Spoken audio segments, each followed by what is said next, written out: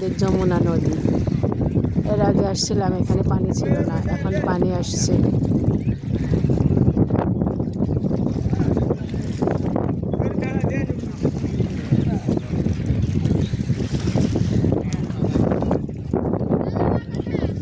এখানে ছোট ছোট হোটেল স্টলের মতো আছে, এগুলো এখনো খোলা হয়নি।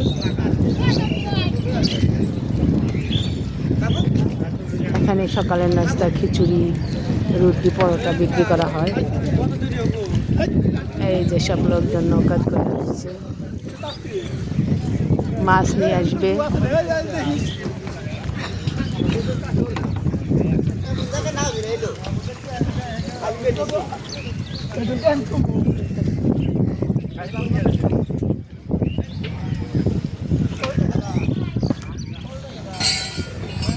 আমাদের মর্নিং ওয়াক হয়ে গেল, নদী দেখা হয়ে গেল। দেখো কি বিশাল নদী।